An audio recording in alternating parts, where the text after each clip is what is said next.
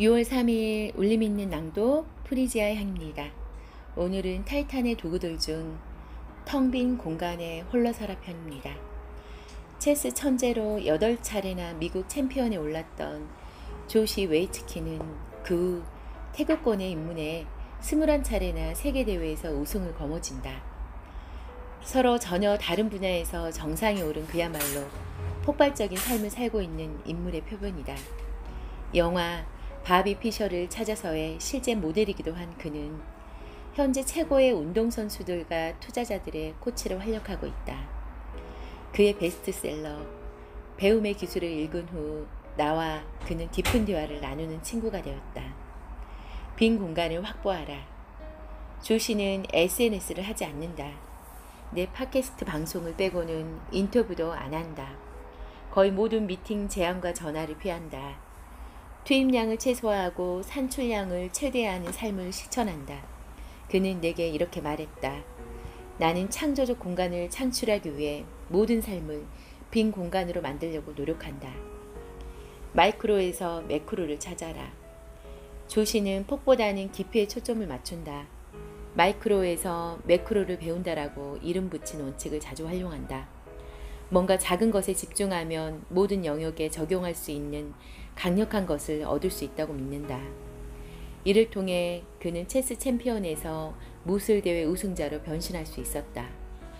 조시는 체스를 가르칠 때 첫 수부터 시작하지 않는다. 처음 체스에 입문하는 사람은 통상 포석이나 행마를 위한 몇몇 방법을 기계적으로 암기하는 것에서 출발한다. 조시는 이를 두고 선생님에게서 시험지 답안을 훔치는 격이라고 말한다. 근본적인 원리나 전략을 배우는 것이 아니라 초보 친구들을 이길 수 있는 몇 가지 요령을 배우는 것에 불과하다.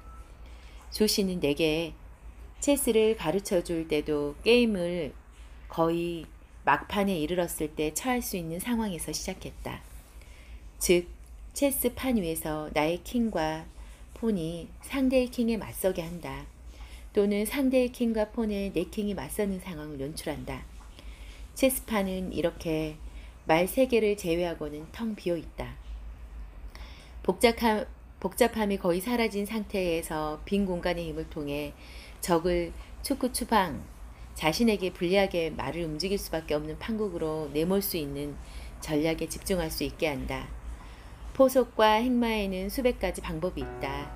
이를 가장 많이 알고 있는 사람이 챔피언이 되는가? 아니다.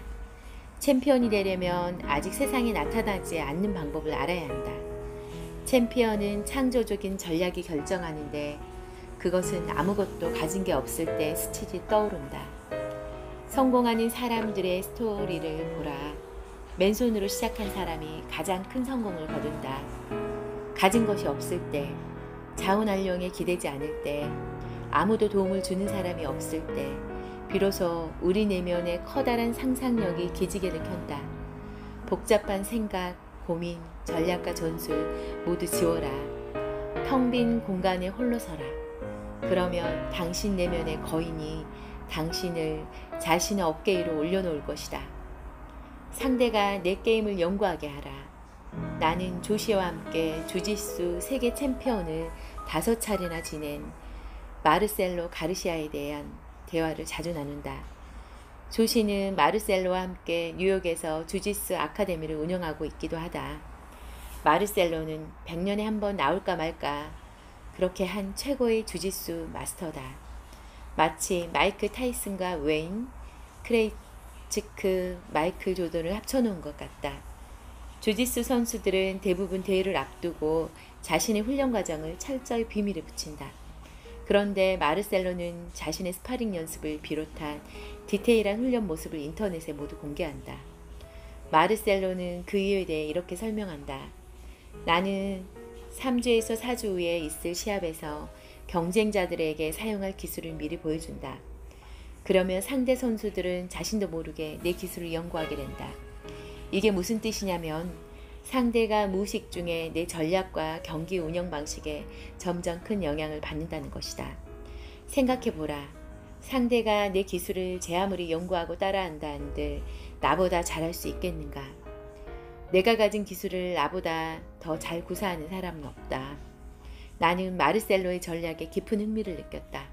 그래서 나도 3년 연속 높은 청취율을 기록한 내 팟캐스트 방송을 만든 과정이나 킥스타터를 통한 투자 과정 등을 온라인상에서 자세하게 공유해보았다. 결과는 놀라웠다. 나는 매우 중요한 두 가지의 깨달음을 얻었다. 첫째, 내가 자세한 설명으로 사람들을 도와줄수록 나도 더 상세한 도움을 얻을 수 있었다.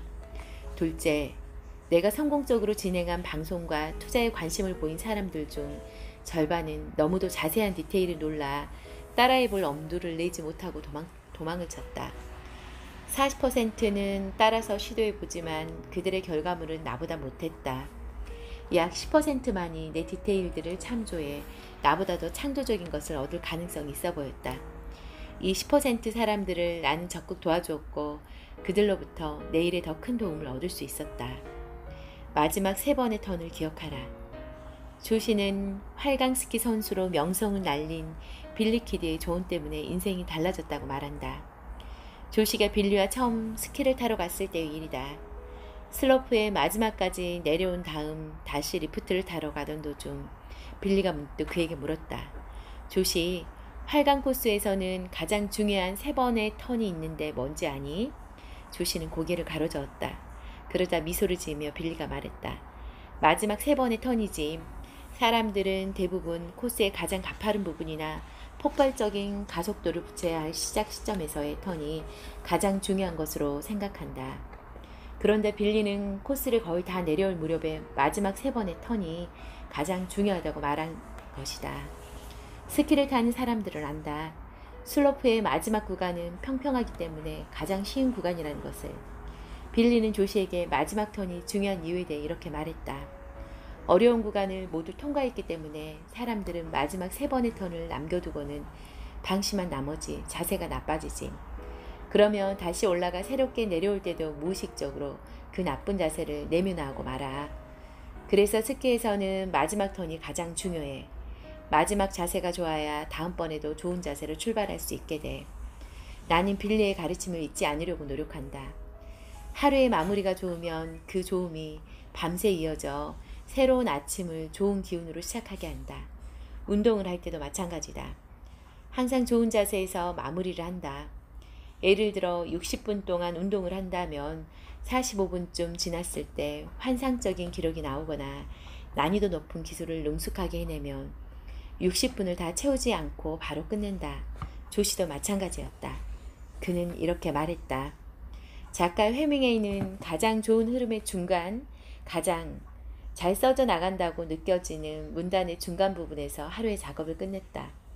다음번에도 그 좋은 흐름을 계속 이어가기 위해서다. 나도 해밍웨이처럼 살려고 노력한다. 조시 웨이츠키는 체스판을 텅 비워야 상대를 제압하는 결정적 전략을 얻을 수 있다는 것을 알았다. 체육관 청소나 도복의 옷매무새 등 디테일을 꼼꼼하게 챙기는 사람이 챔피언이 된다는 사실도 잘 알고 있었다. 마무리가 좋아야 새로운 것을 할 수 있고 한 분야의 정상에 오르기까지의 과정에서 얻은 아주 작은 것들이 결국 전혀 다른 분야를 정복하는 탁월한 무기가 된다는 사실 또한 잘 알고 있었다. 당신은 어떤가? 어떤 상대에게 당신의 삶을 연구하게 만들 것인가? 고맙습니다. 오늘도 기분 좋은 하루 보내세요.